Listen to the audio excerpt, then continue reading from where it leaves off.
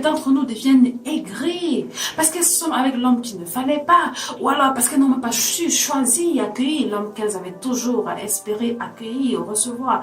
Combien sont d'entre nous qui faisons 10 ans, je ne sais pas combien d'années dans le concubinage, tout en priant tous les jours que cet homme nous épouse. Mais attention, on oublie qu'on a sémé le concubinage et il ne peut que grandir en concubinage, encore qu'il y aurait des raisons très logiques et compréhensibles qui pousseraient l'homme à nous maintenir dans cet état de concubinage, quelle que soit sa bonne volonté. On est surpris au travail, on n'arrive pas à être joyeuse, à donner.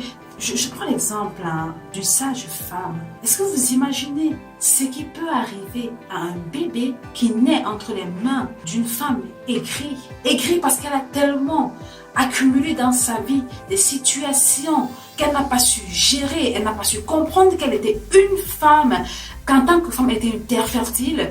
Elle a laissé que des problèmes s'accumulent, s'accumulent et s'accumulent encore au point où ça fait d'elle une femme aigrie qui ne sait plus vraiment accueillir dans la joie, la vie. Voyez-moi, son état affecte ces bébés qu'elle accueille.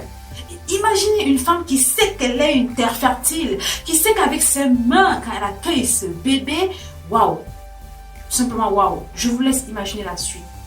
Alors, quoi qu'il en soit, mes chers gars, sachant qu'il était important que nous commencions par cette base, la femme est une terre fertile, parce que c'est à partir de là qu'on comprendrait comment, en tant que femme, on peut aimer et se laisser aimer.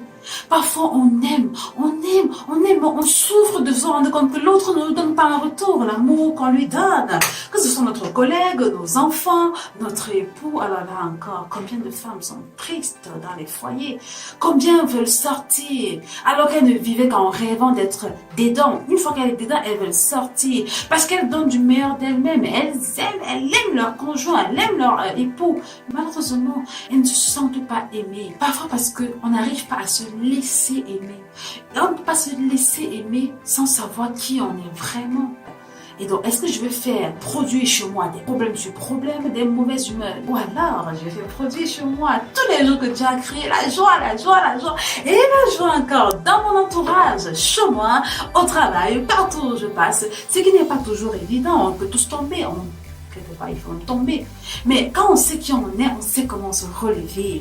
On sait comment se lever et dire pardonne-moi, j'ai fait une erreur, embrasser l'autre et puis avancer et pardonner du fond du cœur. On ne peut pas pardonner du fond du cœur si on ne sait pas qui on est. Parce qu'en tant que femme qui est une terre fertile, ne pas pardonner fera qu'en moi, j'aurais sémé quoi? La haine qui va grandir, elle portera du fruit.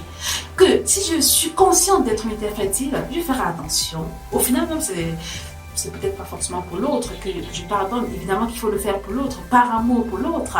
Mais évidemment, c'est parce qu'il faudrait que je sois apaisée. Il faudrait que dans mon cœur, je sème la joie, le pardon pour toujours l'aimer, lui, mon époux, ou mes enfants, ou mes collègues, ou bref, pour toujours donner la vie.